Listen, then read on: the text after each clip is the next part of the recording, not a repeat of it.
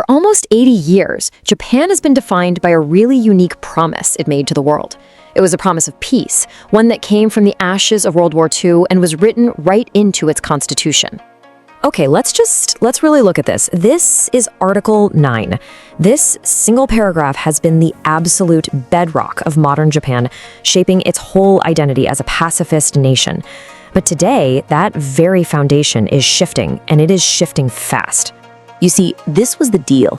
It was known as the Yoshida Doctrine, this kind of unwritten grand bargain. The idea was simple. Japan would put all its energy into becoming an economic giant, a superpower, while its actual security, well, that would be outsourced to the United States. And that strategy, it defined the country for generations.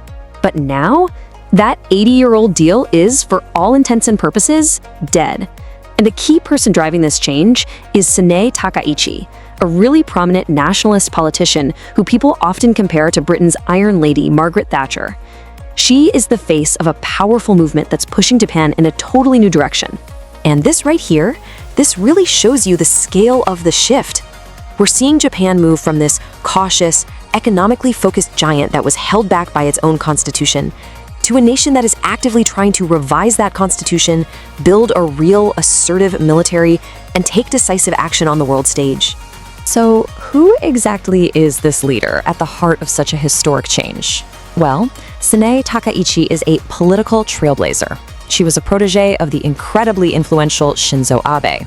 She is completely unapologetic about her nationalist views, and, she's mastered social media to project this image of a strong, modern leader, which has built her a ton of political momentum.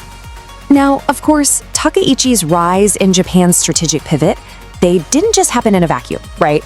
They are a direct response to a world and especially a neighborhood that just looks a lot more dangerous than it did even 10 years ago. That old post-war bargain just doesn't work anymore. Not when you're facing increasing coercion from China, not with the constant missile threats from North Korea, and not when your key ally, the US, is basically saying, hey, it's time for you to share more of the security burden. And, of course, the invasion of Ukraine. That was a massive wake-up call for everybody. So what's the plan? This isn't just a change in tone. Takaichi has a very clear blueprint to turn Japan into what she calls a normal country. Her agenda really comes down to 4 core pillars, and each one is designed to fundamentally reshape Japan's place in the world. We're talking doubling defense spending, revising that pacifist Article 9, building a high-tech defense industry at home, and forging stronger alliances in critical technologies. I mean, just think about the speed of this change for a second. For decades, Japan's defense budget had this unofficial cap, 1% of GDP. That was the line. Under this new push, Japan is on track to double it to 2%. It's smashing a political taboo that has stood for a lifetime. And listen, it's not just about tanks and planes. A huge part of this strategy is something experts call strategic indispensability. What does that mean? It means making Japan so essential in high-tech supply chains that its partners can't live without it, especially in areas like semiconductors. A perfect example is the new TSMC plant in Kumamoto, which is said to produce some of the most advanced chips in the world. That's a huge pillar of the US-Japan semiconductor alliance. So, how is Washington reacting to all this dramatic shift? Well, for the US, Japan is basically transforming from a dependent partner into a model ally.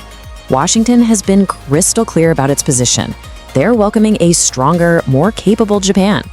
The thinking, really across the board, is that this shift turns Japan into a more equal partner in keeping the region secure.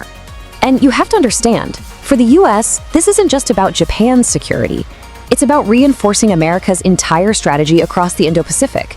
A stronger Japan means a better deterrent against China, a vital partner in those tech supply chains we talked about, and a proactive ally that's finally ready to share the security load. But here's the thing. This transformation, it's not being celebrated by everyone.